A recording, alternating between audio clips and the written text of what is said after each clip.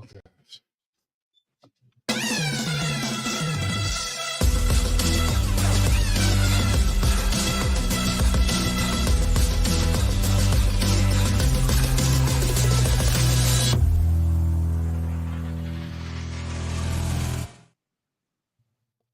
Hey, welcome into NFL Kickoff Live. It is the best hour of football talk every single Friday. We'll go around the NFL, talk about every team and every game. And of course, we'll get you local insight that you can't get anywhere else but right here on Locked On. I am your host, Tanitra Batiste, and alongside me are Jarvis Davis and Kyle Krabs. And we'll go right to Thursday night football.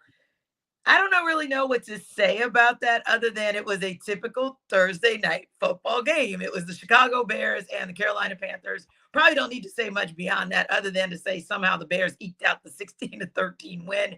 And so the battle for the number one pick in the 2024 draft continues. And so that's kind of I think that's what everybody was really watching, to kind of see who positioned themselves properly for the player / QB they want to get for next year. But you guys, I mean, Kyle, when you took a look at that game, kind of what did you see in the back and forth, dare I say, between Bagent and Young and the Bears and the Panthers, and who was lesser of two evils last night? Yeah, Chicago rolling out of that game just cackling because they get the win and they have the Panthers first round pick. They keep Carolina at the one win on the season. So they say, oh, okay, nice. We'll double dip. Don't mind us. Yeah. I think the Tyson Bagent story is really cool. As a guy who was an undrafted free agent, he played Division II football, goes to the Senior Bowl, is undrafted, gets an opportunity. I think he was the fourth quarterback into camp going for Chicago. And he made some nice throws. You know, he had a really live arm in the pre-draft process when you watched him. And I think it's short week at home on Thursday Night Football is how Chicago ends up winning the game, just because it's such a short turnaround from the previous week. And somebody had to win it. Somebody had to win it. Carolina, I thought, really did themselves a disservice at the end of the game with how they approached the 2-minute offense. But that's kind of the thing with this offense with Bryce Young, is between Bryce Young and how he sees the field right now and the performance of the offensive line and the supporting cast that really can't get separation down the field. They're really limited in how they can throw the ball. And I thought you saw that manifest where the best we could scratch out in a 2-minute offense situation with timeouts was a 59-yard field goal. Yeah, I thought the same. I thought it was poor clock management by their coaching staff. And I thought you're absolutely right. It just showed the guns that Bryce Young doesn't have to be able to get it down the field. And there were moments in time, and don't get me wrong, I understand, KC, that with injuries that have plagued Bryce Young here and there, he may not have wanted to kind of stretch the field, kind of just get that yard that he needed to extend the drive. But in my mind, I thought, on the same token, if you could have gotten even 3 more yards on that particular run, 5 more yards, that thing gives your kicker a 54-yarder versus, say, a 59-yarder. And maybe we're talking about a game that goes into overtime and plays itself out a little bit differently. But Jarvis, what did you see in watching that Thursday night football game? I don't know about everybody else, but I enjoyed the Deontay Foreman revenge game. Sure, you know, but seriously though, I really think that. And then, you know, DJ Moore as well, you know how he got to get down with that. But for me, I thought it's just fascinating to see that, hey, we're trying to get the number 1 overall pick and we have to win. Yes. Like that, I thought that was just absolutely amazing to be able to see that. It was kind of interesting to see that. So, but I just think that the Bears have just been interesting but non-interesting throughout the entire year, because with the whole drama with Justin Fields and everybody clamoring for Tyson Bagent, you know, just like, all right, okay, cool, let's see what the kid got. Like I said, the storyline is great. As a person who played in Division II football, to see him get the opportunity that he get, I think that is absolutely amazing.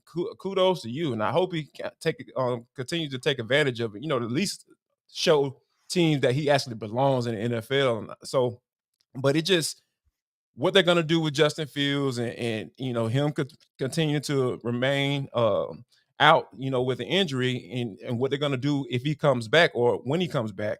So it's just, and on the other side of it, with the Carolina Panthers, just watching Bryce Young, just like, who is he throwing the ball to? You got Michael Strahan out here catching balls.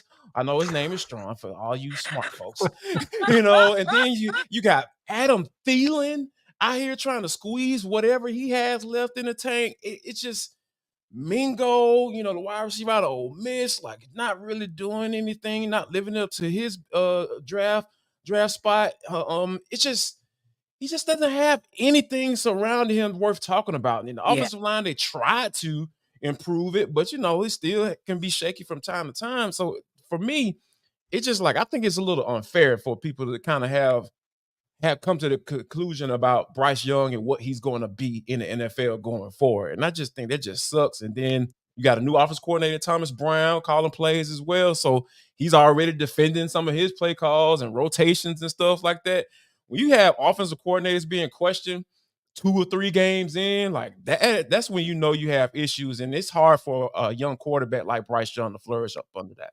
Yeah, and as much as I hated to see that with the performance from Bryce Young and what he had to deal with, love to see what the local kid was able to do, because Montez Sweat had himself a game. I didn't necessarily like to see him part ways from the Commanders, because I did think that they had a better upside for him versus the Bears, but Montez Sweat absolutely had himself a game, and maybe more so than anything, putting himself in position maybe to get with a better team come next season. But I think the other piece of watching last night's game was thinking about this rookie class overall, and thinking about CJ Stroud and Bryce Young, Will Levis, Anthony Richardson, of course, like you guys said, Tyson Bagent. And one of the things, that conversation was the key conversation pre-draft, right? Who do you go with? Do you go with Bryce Young? Do you go with CJ Stroud? Which quarterback is indeed the most NFL ready, hit the ground running? Now, granted, let's be honest, the Texans have more guns than the Panthers, right? And they have a better coach on the sidelines already, even though D'Amico Ryans is a first-time head coach. So there's a little bit more there for CJ Stroud to work with, just in terms of his supporting cast and the coaches on the sidelines. But ultimately speaking, CJ Stroud is out there doing big boy things when you look at the rest of this 2024 or 2023 QB class, Kyle, at least from what we've seen from him midway through this season. Yeah, there's no doubt. And I've been impressed with CJ transitioning from the Ohio State offense, which is a little bit more option routes and a little bit longer developing concepts, versus Bobby Slowick, the offensive coordinator, is off the Shanahan tree. And that's a timing-based offense. And that's a different kind of living that you got to make. And you're seeing CJ Stroud, whether it is the timing stuff or when they have to push the ball down the field to Nico Collins, who's a big-bodied receiver who's athletic and making a lot of big plays and living up to his potential coming out of Michigan a few years back. It's really impressive stuff. And I'll say this about Bryce Young. I always thought Bryce Young was somebody whose style of play at Alabama was going to require a little bit of patience, and it was going to require the right kind of supporting cast around it. And obviously you see the Dolphins logo hanging back here in the background. I know all about that with Alabama quarterbacks and Tua Tagovailoa. I know what it looked like when Brian Flores was trying to run the Chan Gailey passing offense to Mike Gesicki and Devontae Parker and Preston Williams, these 4-6 receivers that can't create any separation. And Bryce, I think, was an even more extreme version of that, because you really like to get outside of structure at Alabama. Well, you're getting outside of structure here in Carolina, and you're figuring out these NFL defenders, they're a half step faster, right? So you can't quite make the same stuff happen. So I'm a little sympathetic to Bryce in the environment that he's in. I agree it's way too early, but I always thought that was the one that was going to have to take some time if it wasn't in an ideal situation, where CJ Stroud, I thought his translatability of the style of play that he had at Alabama was a little bit more 1-for-1. Yeah, agreed. And you look at what Will Levis has been able to do as well. And, he has the good fortune of having a guy like Derrick Henry, so that there's even a little opportunity for them to bring him along. And don't get me wrong, in his debut, as Jarvis had to see up close and personal covering the Falcons, what a debut that was for Will Levis. But ultimately speaking, he's got some pieces around him as well that have allowed him to flourish very early on in his rookie season. For sure. When you think about guys like veterans, guys like DeAndre Hopkins, be able to throw the football to him and turn around and hand the ball off to a guy like a Derrick Henry, and a guy who's an emerging running back who I feel like should be getting more touches than Tyjae Spears. So those are the type of things that you feel like that's when you start putting together an offense. Like when you have different style backs that you can get the ball to, turn around and hand off to, and throw to. And then you got a veteran wide receiver who knows how to get open, in certain instances. So I think that when you're surrounded, and Mike Vrabel, hate it or love him, He's a good coach. He's a good head coach. I like what Mike Vrabel brings to the table. He brings stability. I feel like when it comes to what you need to do on a weekly basis as a head coach in the NFL. So I think that. But on the other side of that, when you talk about C.J. Stroud, he has no running game whatsoever. Yeah. None. Not even a threat of a running game. And he's out there winning football games. 46 seconds left, 2 timeouts, and you come down here and you throwing absolute darts. Like, I remember being so fascinated when Ohio State played against the Georgia Bulldogs. And I was just like, oh my, I knew C.J. Stroud was good. But to see him do it against that defense, who put in like 50 doggone first-round draft picks within the past 2 years, seemingly.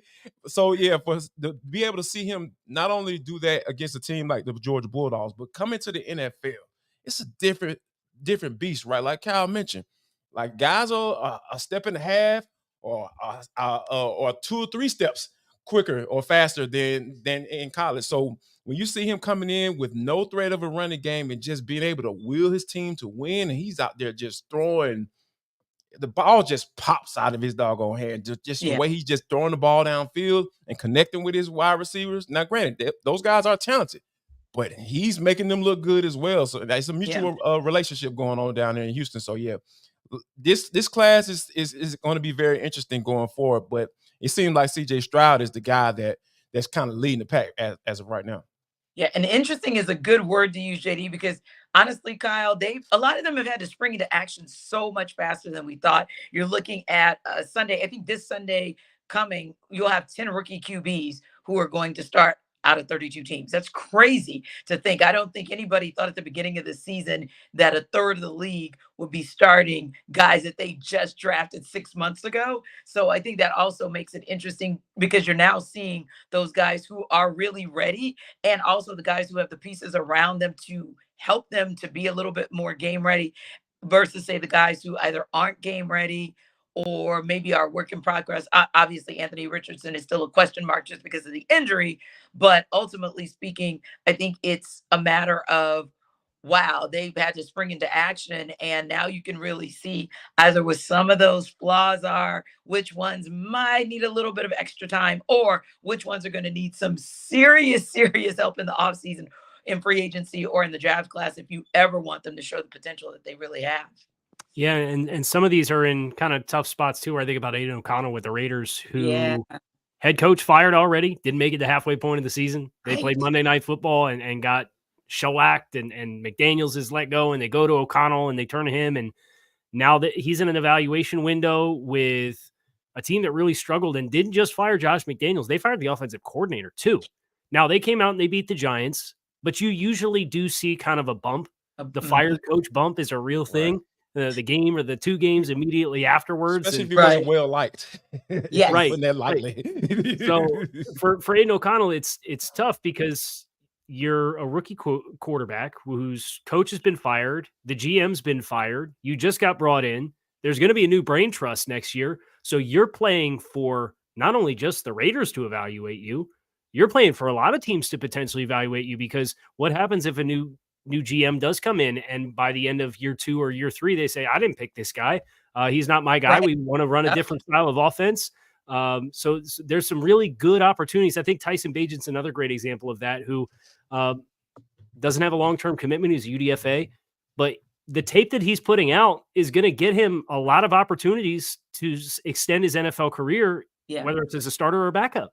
And, I think it's great for kind of the youth infusions for some of the quarterbacks in the game. You kind of have seen over the last 5 years or so this exodus of all of the faces at the quarterback position from the previous generation. The Breeze, the Manning, the Brady, all those guys are now out. So getting some young guys in here and some opportunities to see who can really strike and take advantage of it. It's one of the really fun storylines in the back half of the season.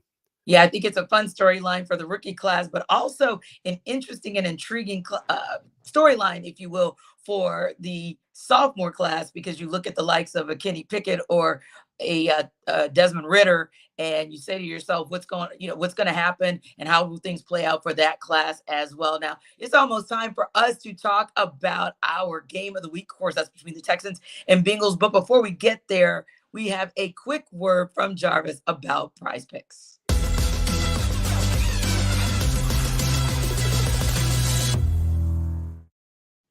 Guys, with basketball season right here, first of all, let me say this.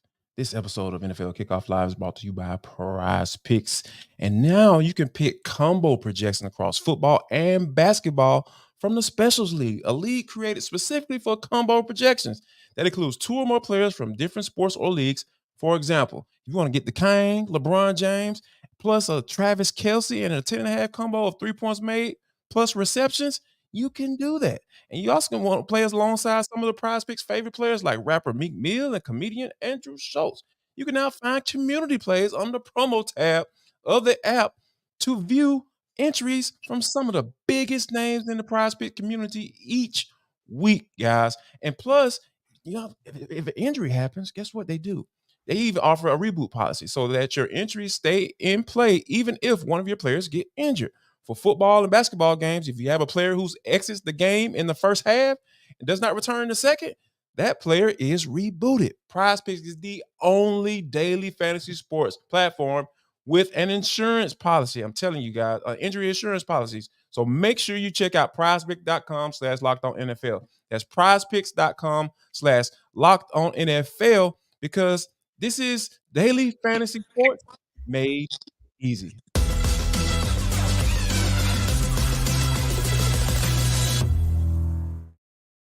All right, guys, we talked about the Rookie of the Year candidate in C.J. Stroud. Of course, his Houston Texans will be facing off against another guy that was looking all world as a rookie in Joe Burrow. The Bengals, a team that's now on fire. So how do Cody Davis of Locked On Texans and James Rapine of Locked On Bengals see this game shaking out? Well, let's take a listen.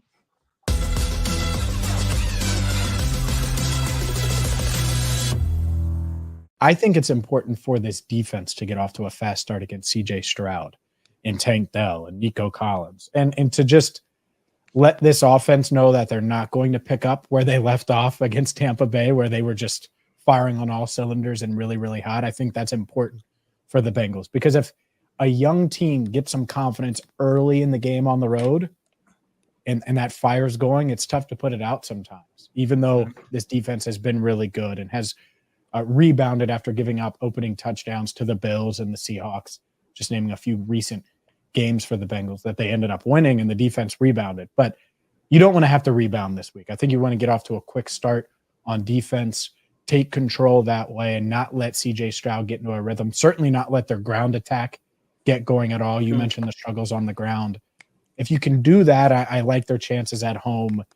And I'm going to pick the Bengals. I don't know prediction-wise exactly what I'll do score-wise. I can do that on Thursday's episode of Locked On Bengals, but I'll pick the Bengals in this one. I do think that it could be a more competitive game than most thought when the schedule came out, and they were playing the schedule game. I'm excited to watch it for sure. And so the storylines, it's a bigger game. I could see the Texans winning. I'm not going to dismiss that, but I know I'll take the Bengals in this one. I could see the Texans winning too, but once again, my concerns for these injuries at key positions, I think at some point it might hamper their ability to win against one of the best teams in the AFC, one of the best teams in the league, if you're being honest. And, I'm looking at Cincinnati from afar every single week. It seems like you guys are, gaining that momentum, that steam of getting back to the level that you guys were last year. And I look at the Texans, I'm like, I think this game can definitely be a measuring stick in terms of to see how realistic the quote unquote playoff run we're all hoping that we get here in the city of Houston. But I just think maybe more so in the second half, the absences to a lot of these guys might turn in favor of Cincinnati. And James, as you mentioned, and for what I saw against the Bills, Joe Burrow is starting to get it going. Not saying CJ can't match him toe for toe, but I just think that this one might go in favor of Cincinnati. Yeah, I think that's the fun part is they have a good relationship. I know Burrow gave CJ some advice earlier in the year, or at least coming into the season. And so CJ's going to be excited for this one, going toe-to-toe with Burrow. A few years ago, Burrow was in the same position going up against different guys in the league. So that part will certainly be fun. I'm excited about this matchup.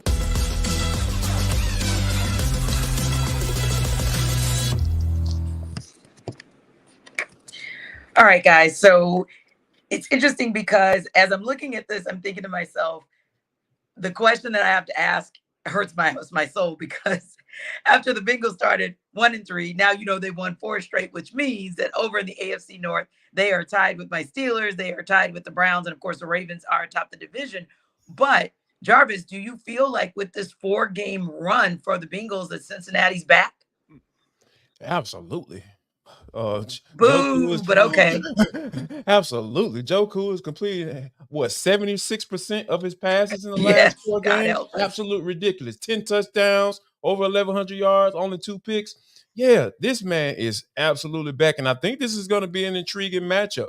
I think I might have a little bit more confidence than Cody did as far as this team, because I think this can be a matchup that might play into what both teams want to do, and that's pass the football, because Damian Pierce is going to be out, Nico Collins is going to be out, but on the other side, Cincinnati had T. Higgins is going to be out as well. So, and one of Cincinnati's best pass rushers, and Sam Hubbard's going to be out as well. So when you have those dynamics, those guys at those particular positions being out, it kind of evens out things, I feel like a little bit.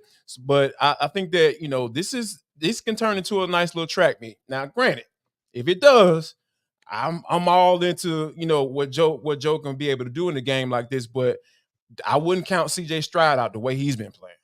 Yeah, and Casey, that's an interesting point that Jarvis makes. It could potentially become a track meet. So if it does, who does that track meet favor down the stretch?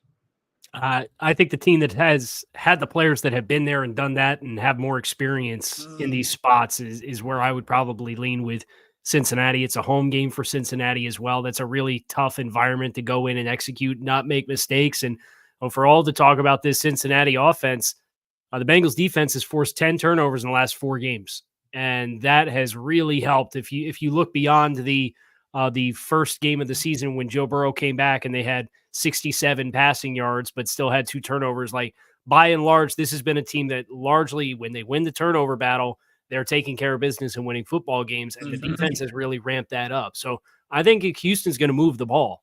The question is, can you avoid those 3 or 4 plays and mistakes that can so easily turn what could be a 31-point output to a 17 or 20-point output and give the other team a short field on a couple of occasions? And I think that's the concern for a young quarterback going into a tough environment like this, especially because, listen, he's going back to Cincinnati, right? Like that's right on the doorstep of Columbus. He's going to be juiced to go back there and play for sure. Yeah. And I just think there's a lot of the inexperience element versus Cincinnati that I just don't really like for Houston in this game. Yeah, and it could turn on a dime with something like exactly where is Jamar Chase in terms of his health and whether or not he's going to be that game time decision and whether or not he's going to be good enough to go. But I also like something that you just pointed out, Kyle. Jarvis, we don't often talk about the Bengals and their defense, right? And understandably so, because the Bengals have had a prolific offense for the past couple seasons, and we're starting to see that prolific offense return in a major way, thanks to Joe Burrow being back to his Joe Burrow self, doing Joe Burrow things. But yeah, that defense could also be critical. And where my mind goes is back to the track meet. If we're looking at something that's 38-35 or something in the high 20s, it may come down to that one defensive stop at the end that makes that decision or decides that game for the Bengals in favor of the Bengals. And maybe it is because we're having this conversation because it is about the defense and not necessarily what the offense does. Yeah, I think that when you think about what the job that Lou Anarumo has done, we see like the type of guys that he is able to, how he's able to coach those guys up, and not only coach guys up, but because a lot of times when people use that term, people think that, oh, the guy's not that talented. No, they've had some talent. Like we've seen that down here in Atlanta with what Jesse Bates was able to do his first few games. You see the experience and the knack that he has for the ball like that. I mean, yes, sure, that's natural. Some of that's natural, but yeah, you could tell he's been well coached. Also, so I think that's what Lou Anarumo brings to the table, just from a coaching experience and being and working with these guys and being there for quite some time. It's no secret that this guy was being bandied around and maybe potentially being a head coach. So when you have that type of Midas touch, so to speak, in that locker room, yeah, like I can see this game coming down to play being made by whichever defense, and I can see Cincinnati definitely coming through with that. Now, Kyle, this is a critical game. Not that it's not critical for the Bengals as they continue to kind of catch up to the Baltimore Ravens in the division, but also for your Houston Texans because they're 4-4, and of course they're chasing the Jacksonville Jaguars at 6-2. But most importantly, they're probably chasing a wild card spot. What do we need to see out of the Texans in order for them to move to 5-4? Yeah, I think their margin for error is pretty slim. That they're going to have to get more balance going offensively than what they have had. I think if you are one-dimensional against Lou Anarumo with the exotic coverages that he presents and how he changes the picture and he will pressure you and they're very aggressive, that's not a recipe that you particularly love against a rookie quarterback. So I think you're going to have an uncharacteristic game up front. And when you're trying to block guys like what the Bengals have on the interior with DJ Reader and the physicality of the line and the speed of the linebackers, it just doesn't feel like the mix that's going to happen. But I will say this, I think you make a great point, Teenager, about the wild card component at 4-4. It's all going to be on the table with whatever happens, right? Because you have Arizona at home, then you have Jacksonville at home, and you already beat Jacksonville by 20 points earlier this season. Yeah. You get the Denver Broncos, your next 3 games after that, and you have 3 more divisional games between the Titans and Colts. So you're going to have opportunities if you're Houston to make a play to push for double-digit wins, regardless of whatever the game is or the result of the game is against Cincinnati. I think this is a bigger game for Cincinnati to take care of business because they do have divisional expectations. They do have aspirations to climb all the way out of this thing and be the 1 seed because they play all these teams in front of them in the standings. They just beat the Bills. They got the Chiefs in week 17, I believe, later this year. They got the Baltimore matchup coming up. So Cincinnati, they have a chance to climb all the way back out of this hole, but you can't drop a game like this if you're going to do it. And I think that's a great call too, Kyle, because this is, if I'm correct, the only division in the entirety of the NFL with all 4 teams having a winning record. 3 out of the 4 teams, 5-3. And of course, I think Baltimore's 6-2. So when you look at that overall, the competition is fierce and, it'll be tough enough to get out of your division. It's probably, similar to Jarvis, how it is here for the Falcons and what's going on in the NFC South, where you're pretty much, if you want to get into the playoffs, you just got to win the division. That's probably your best route. And that might be the case for the Bengals and really the entirety of the AFC North. Yeah, this is one's going to be tough because I really feel like the Baltimore Ravens are the most balanced team. Yes. Now the Chiefs, best team. Yeah, we can have some conversations about that. But as far as just the most balanced team, I feel like the Ravens are that team right now because coming to the season, I really felt like Lamar Jackson had everything was kind of lining up for him to have an MVP type season. Now got off to a little bit of a slow start. Now Todd Monken is starting to find the flow with this offense, and I think that he's a type of guy that had the reputation in his previous stint in the NFL of being pass happy. Came down to Georgia, and hey man, we got some really good tight ends, and we like to run the football. Okay, let's run some 12 personnel and get this offense cooking. Now being able to make those necessary adjustments. Get a couple, get some national championships under your belt, and then now you move into the NFL trying to do the same thing. You got this exceptional talent at the quarterback spot that you can use his legs, and he has an arm as well, can sit in the pocket and make throws also, and you're just getting him acclimated to not necessarily installing your offense, but how does your offense fit what he can do and what he can do best. And I think that's what we're starting to see a product of that now. So this AFC North division is going to be very tight as we go down to the second half of the season. Oh, yeah, definitely down to the wire. Now, as we prepare you for this NFL week with Sell Me Why, here's Jarvis to prepare you guys on how you can have better health with Jace Medical.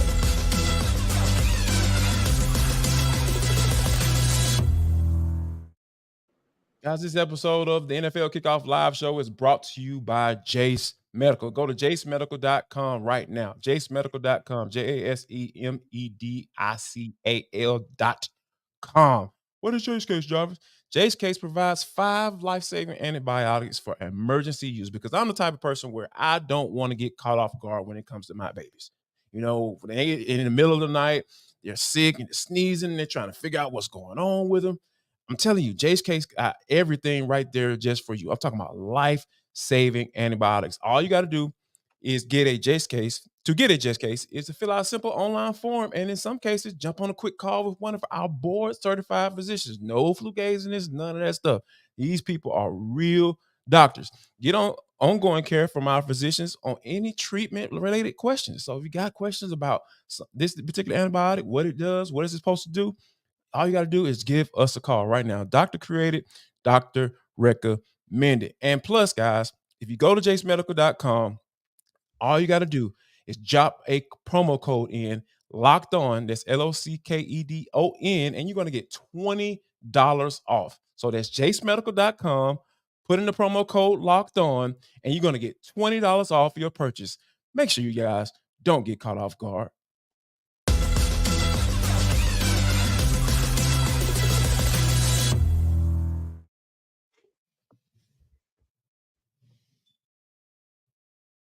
Tanitra, your mic.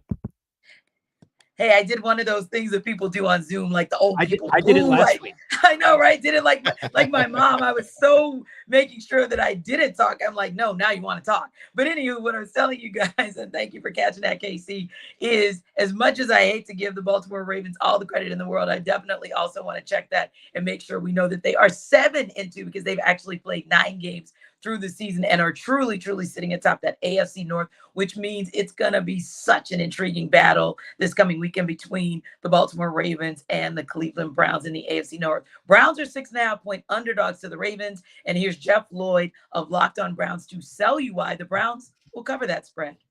Hey, Cleveland Browns fans, Jeff Lloyd from the Locked On Browns podcast, giving you 3 reasons why the Cleveland Browns at worst should be able to cover the spread Sunday in Baltimore against the Ravens. As we all know, the first matchup between the Ravens and the Browns, Deshaun Watson missed the game.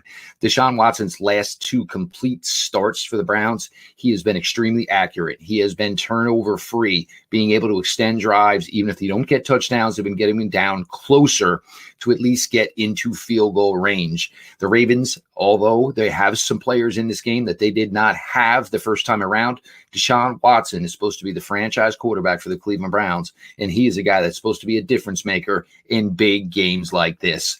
The defensive side of the ball, the defense has been playing lights out to this point, and now you're starting to see the depth of the Cleveland Browns defensive line, and they did a pretty solid job of holding the Baltimore Ravens running game to at least a standstill the first time. The Ravens only averaged 4 yards per carry. Granted, some of that was on some bigger runs from Justice Hill, the main back, Gus Edwards. The Browns were able to control that day. Lamar Jackson, they were even able to keep him within limitations as far as what Lamar can do with his legs. The Browns defense is only getting better, so you figure that this will still play in a second time against the Ravens, even though this game is in Baltimore. The Browns offense, Browns defense, and this is the key to having Watson back here, is understanding what the Browns have in Dustin Hopkins. Dustin Hopkins, to this point, is actually having a better season than longtime Ravens standout kicker Justin Tucker. If they can keep the drives going and they can at least get in a field goal range, Hopkins has been pretty much automatic to this season, allowing for the Browns to keep this game close in score. Even drives where the Browns aren't successful, Barack West has been a fantastic punter this year as far as flipping the field and getting the Browns defense into positions where offenses are starting maybe inside their own 20 or even inside their own 10. These are 3 reasons why I think the Browns should be able to hang with the Baltimore Ravens and cover the spread on Sunday in Baltimore. All right, guys. Are you sold, Kyle, that the Browns will actually cover this spread? They, of course, are 6.5-point underdogs. See, now I did it. This one's tough. I got your back. This one's tough. This Ravens defense is so stout. They are astronomically good as far as creating turnovers, as far as what they're able to do in the run game. They are only allowing 4.0 yards per carry. They are allowing 4.1 net yards per attempt. So teams are getting about the same amount of yardage trying to pass the ball against this defense as they are trying to run the ball against this defense, which is opportunistic in getting turnovers, whether it's Jadeveon Clowney or Kyle Van Noy, who they picked up off the street mid-season. This pass rush group for Mike McDonald, the defensive coordinator, is killing it. So I love Cleveland's defense. But if I look at Baltimore's offense versus Cleveland's defense, I think Baltimore's offense spreads the ball around a little bit more effectively. They have more guys that can contribute at a high level versus the Browns defense or the Browns offense against the Ravens defense. You have Nick Chubb, who's out. You have both offensive tackles who are out.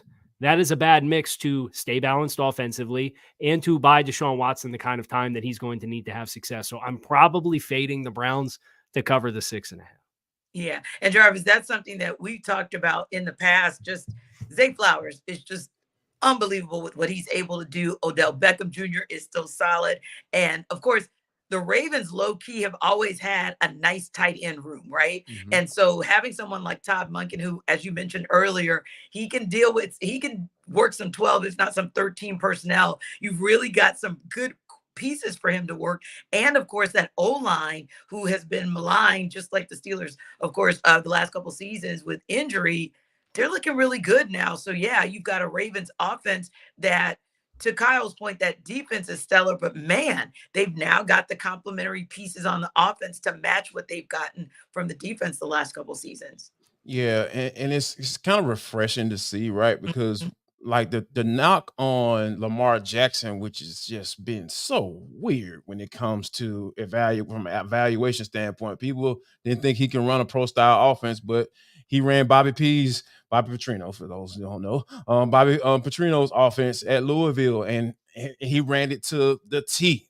It was just a matter of him making sure he didn't take unnecessary hits. You know, of course, the stability questions came in, so that was understandable. But for him to be able to come into this season with an OC that, hey, I trust you to run the football. I mean, be able to throw the football from the pocket. I know what you are capable of doing, and I'm also going to use your that skill set, right? That you have to take advantage of, and it's just a matter of making sure when to tap into that, you know, at what particular point of the game. So, because when you understand when to use those things, like, you can just really just mess up a defense. Now, granted, Cleveland Browns just coming off giving the Arizona Cardinals a goose egg. So this is a really, really good defense. So Myles Garrett is playing on an MVP type level. I ain't talking about defensive player of the year. I'm talking about league MVP. Like,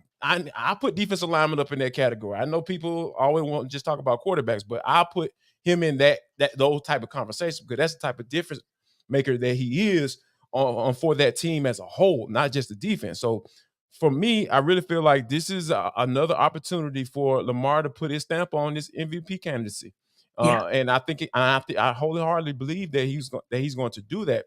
But on the other side, though, Cleveland, you got Deshaun Watson, like Jeff pointed out. You know, he's had some solid, some pretty clean games. But when you talk about missing 3 of your top offensive tackles against the sack leading defense in the NFL with 35, they got 35 sacks almost at the halfway mark, a little bit over the halfway mark. Yeah, that's going to be a hard task, T. I'm not saying that the Ravens are going to goose egg these guys, but it is setting up for this Ravens defense to continue to do what they do, and that's dominate opposing offenses. Indeed. What a difference a year makes, because, this is a well-rounded team where a year ago we didn't even know if Lamar Jackson was going to be suited up in a Ravens uniform. And now here we are now. Kyler Murray, speaking of a guy that returns for a different reason, of course, but he's returning from injury. We got the official word earlier today that he will get the start Sunday against the Falcons. The Cardinals are 1.5-point underdogs to the Falcons, but that line has been moving now that we've gotten that word about Murray. And it's been moving in favor of the Cardinals. Here's Alex Clancy of Locked On Cardinals to tell you why the Cardinals will cover that spread. Why will the Arizona Cardinals cover the 1.5-point spread on Sunday at home against the Atlanta Falcons? I'm glad you asked. I'm Alex Clancy with Locked On Cardinals. There is one name, and I think you know who it is, coming back off the PUP list after tearing his ACL from last year. Number one in your hearts, number one on his jersey, and it's Kyler Murray. All joking aside, Kyler Murray coming back and now being able to implement Drew Petzing's offense could be a recipe for a great offense for the Arizona Cardinals for years to come. Kyler Murray elevates everybody on the offensive side of the ball, and regardless how lesser than talent-wise the defense is, the offense needs to take charge, and I'm pretty sure they will against the so-so defense of the Atlanta Falcons on Sunday. Not to mention James Conner coming back off the IR. So the Cardinals have their 1-2 punch in the backfield with the run-first offense that Drew Petzing has implemented, an offense that's kept the Arizona Cardinals in games for the majority of the 2023 season with Joshua Dobbs at quarterback. So 1.5-point spread from our fans at FanDuel, I think, is giving Kyler Murray the credit he deserves, because this line was a lot wider than where it currently sits. So why will the Cardinals cover the spread? Kyler Murray makes Hollywood Brown better. He makes Michael Wilson better. He makes Trey McBride better. He makes James Conner better. He makes the offensive line's job not as difficult as it's been through the first 9 weeks. And again, while the defense isn't what it needs to be in an effort to compete from a defensive standpoint, the power and talent that Kyler Murray brings is the main reason why the Cardinals will cover the 1.5-point spread on Sunday against the Falcons. All right, guys, I am going to be nice to Jarvis, and I'm going to throw this one to Kyle and ask whether or not the Cardinals are going to cover the spread, and if so, tell us why. I think they have a decent chance, just because I do not like what the Atlanta Falcons are doing right now. And you and everybody join the club. Right. No. And Arthur Smith getting all sassy about it in the press conferences all week long. I'm like, buddy, you got Tyler Algier 13th in the league in carries, and he's averaging 3.2 yards per carry. Maybe we should calm down on the salt here with the questions about your top 10 pick running back and his workload. Yeah. Never mind Jonnu Smith outperforming Kyle Pitts and the whole 9 yards.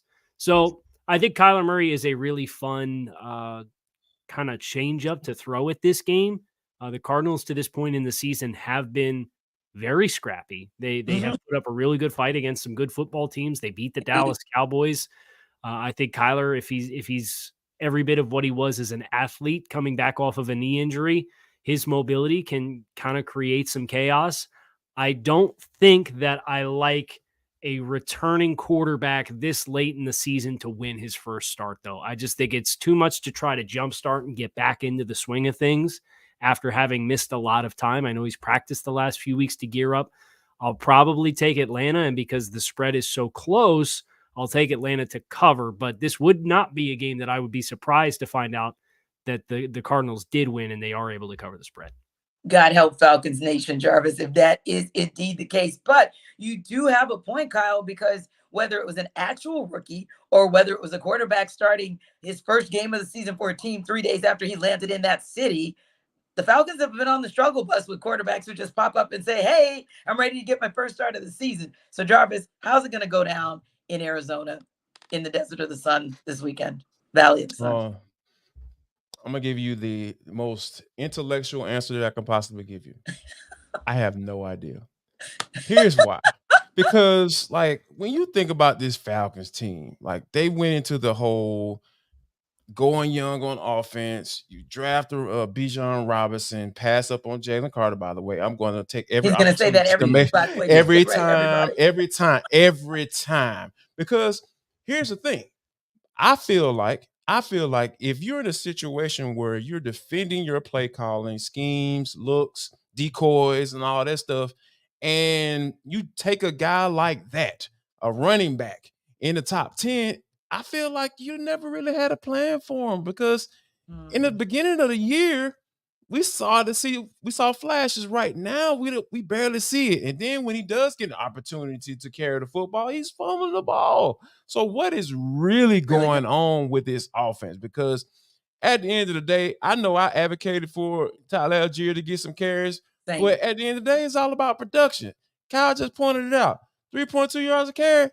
Oh, now let's go use our top 10 running back that we drafted.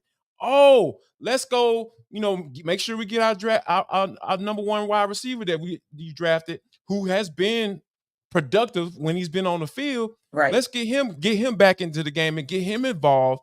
Oh yeah, the tight end the highest drafted tight end in NFL history.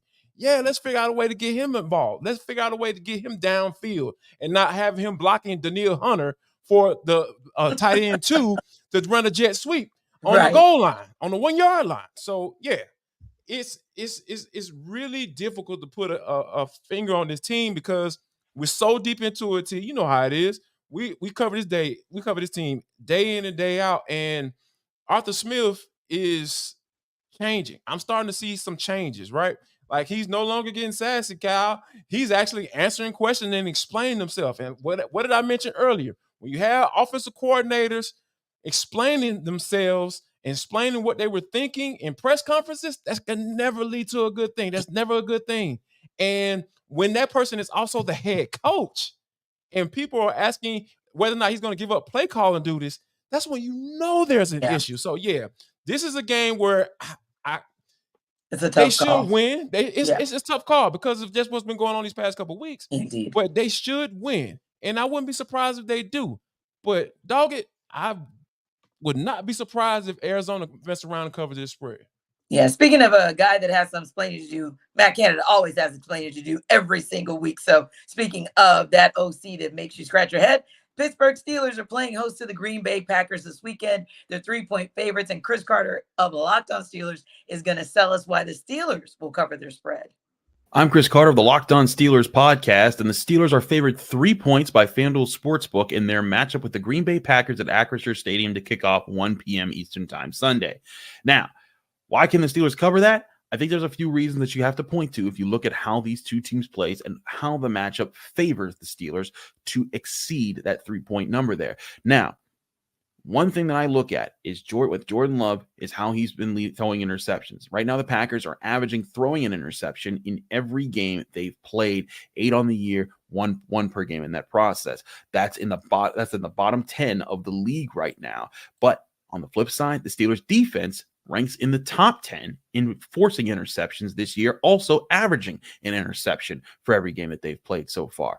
That's where I see this game maybe taking a turn in the favor of the Steelers. The Steelers defense is known for getting after quarterbacks, creating pressure, even when they're not exactly hitting the quarterback or recording a sack. They've been known to change the pocket up and force the quarterback to be uncomfortable. And if you can force Jordan Love to be uncomfortable, have to make throws outside of the pocket, on the move, or out of rhythm, that's where you can get more of those mistakes, especially if the Steelers are able to get some things going on offense. Their offense hasn't been good this year, but they've been starting to get things clicked. The emergence of rookie Broderick Jones, who looks like he's going to start at right tackle in this game, has given the run game a boost. And that's where the Steelers can hurt the Packers. If their run game gets going and they can get some points early, I can see Jordan Love being the guy who throws a couple interceptions in this game that proves costly. And Kenny Pickett, known for his fourth quarter heroics, won't have to be a fourth quarter hero. He'll just have to make sure that the Steelers manage and lead their way to victory. I have the Steelers winning 24-20 in this game,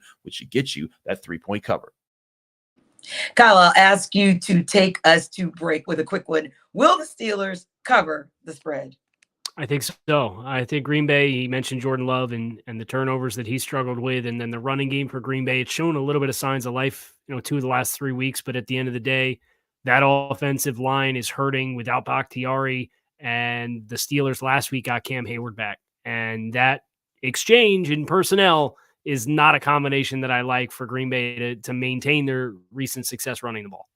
Yeah, anytime Chris Carter's first cousin is back in the lineup, everything is good with the Pittsburgh Steelers. Now, being an NFL fan, depending on which team you root for, it can be stressful, but Jarvis can tell you how BetterHelp can help you manage that stress.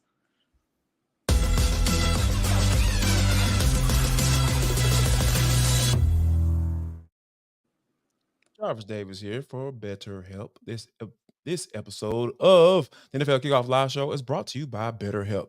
Now, I was just having a conversation with my wife just the other day about buying gifts and trying to figure out how many gifts we're going to get the girls for this year and all that stuff. And you know what? That could be super, super stressful, especially when money may be a little bit tight. But guess what? I got a suggestion for you. How about you try BetterHelp? This is something new to your life that can be very positive, and it can help you with those feelings of anxiety or just stress overall. So one of the things that about BetterHelp that is you can be going through some things in your life, and you're looking and have something to look forward to, that make you feel like you're grounded and give you the tools to be able to manage like through these holiday seasons. So you won't be stressed out about whether or not you're going to buy or how many gifts you're going to buy your loved ones. You don't have to I'll feel that way. I promise you. So if you're thinking of starting therapy, give BetterHelp a try. I promise you'll never regret it, because that's what I've been thinking about. I've been thinking about, okay, maybe I should see a therapist. Like, why am I having this thought? Or why am I constantly always focusing on the negative thing that's going on in my life? So no, you need to go try BetterHelp.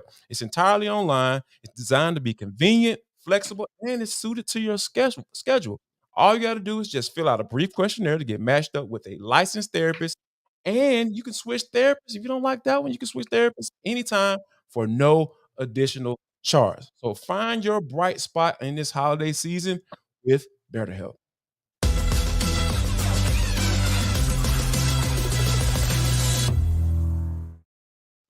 Always good to get some help with your health. Now, this week brings some interesting matchups across the NFL, which fantasy players will find themselves in bad matchups this week. Well, Michelle Majuk from Locked On Fantasy Football has the answer.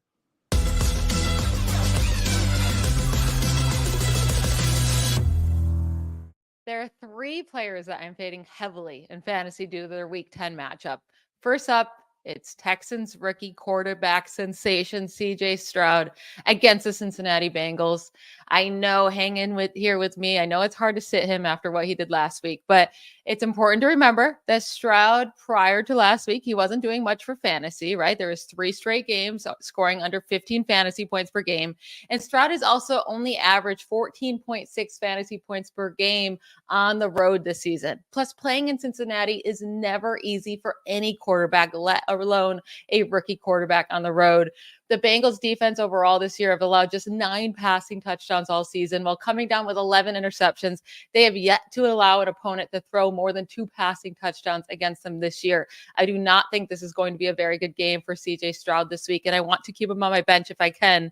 Next up is Cleveland Browns running back Kareem Hunt. He has to face the Baltimore Ravens this week.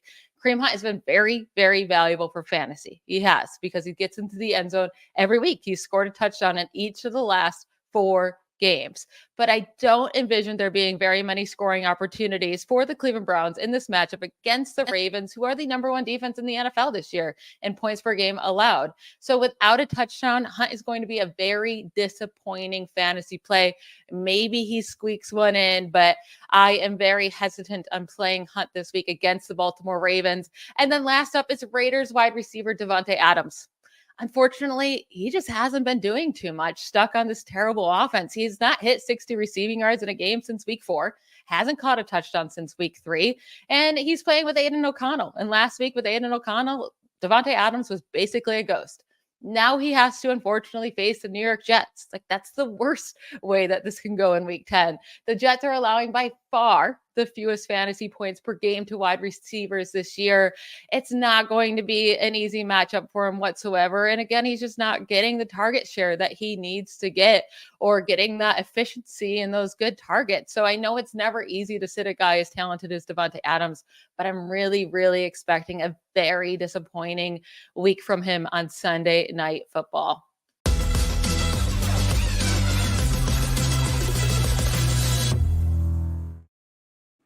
Hey guys, I trust Majuk, so I feel like I'm going to win in fantasy football this week some way, somehow. But here's the interesting thing and the intriguing thing about Vikings versus Saints. It's going to be a toss-up for them because both of those teams, I feel like, kind of go up and down. Obviously, the Saints have taken over atop the NFC South with their win this past weekend against the Bears. The Vikings are right there because the Detroit Lions, while still a good team, still solid, they have definitely shown that they have some chinks in the armor. So this could be an opportunity for the Vikings. The intriguing thing, Jarvis, is where Justin Jefferson kind of falls right now. He is still listed as questionable as in the last 20 minutes. That was most recent update. By the way, TJ Hawkinson is actually listed as questionable as well at tight end. So it should be intriguing to see how that kind of plays into things. But how do you feel this helps the Vikings team that is really fighting and clawing to kind of keep themselves in, I'll say not so much the playoff hunt. I'll break it down even further to say the wild card hunt. Yeah. When you think about what they were able to do last week against the Atlanta Falcons, like that's unheard of. And Kevin O'Connell even reiterated as much and saying about like that's the best performance I've ever, basically I've ever seen. And when you think about the gravity of that, like Josh Dobbs didn't even know hardly none of his teammates' names. Like, yeah, I'll get to that a little bit later. And they were literally working on the snap count, sitting calling, and then in his ear, hey, this is what you need to be looking for on this particular play, and like literally translating plays, language, during the game as they walking up to the line of scrimmage. That's just type of stuff that's just unheard of. Yeah. And for them to be able to get a win like that, you get a little mojo behind yourself. You start feeling better about yourself because that team was pretty much left for dead. And then, they start to win a couple games, and then you get a big win last week. You kind of couple that with like, hey, okay, we're still in it. We still have a chance. Like you said, not necessarily to get up in the division, but like, hey, this wild card thing might be a real thing. That might be something that we can continue to strive for. So I think that when you potentially can get a guy like Justin Jefferson back into the fold, like this is the best wide receiver in the NFL. So like, I don't care who's at quarterback. If he comes back and he's eligible to play, like that's gonna be a big boost for the guys in purple and gold. Yeah, and it's very interesting that you mentioned that because the Saints are kind of that team as well where I don't know if I won't say left for dead. I'll call them left for life support because I'm not really sure. We didn't really know what to make of them, quite honestly, with Derek Carr coming in. Didn't kind of know what he was going to bring to the table and a lot of up and downs. But honestly, Kyle, I kind of use this term. I call them a little scrappy. I think their secondary is kind of like a little scrappy. They show up. And, of course, Demario Davis had himself a game late last week to seal the deal for the Saints. But you got to think about, like, Paulson Adebo, Marcus May, Tyrann Mathieu, and somehow, some way, Marshawn Lattimore every now and again. They actually showed up at the right moments last weekend. That could be an opportunity for them to show up at the right moments this weekend if they look to win this game as well. Yeah, and that Saints team, that they defensively through 9 games have only had 3 in which they have allowed more than 20 points defensively. They're quietly, pretty impressive metrics. They forced 18 turnovers, which is second in the NFL thus far this season. From a passing game perspective, we're talking about the impact of what Justin Jefferson would do. 5.4 net yards per attempt on opposing quarterbacks passing against the Saints defense is the 5th best mark in the NFL as far as suppressing opposing passing offenses. So if you don't have Justin Jefferson, you really don't like what that math looks like. They're also one of the best defenses on third down. They're 34% on third down defensively against opposing offenses. So they get off the field if they get you into third down at a really high rate. So you need that needle mover. I don't think this is, New Orleans has been had a little bit rushing against when you run the ball against them.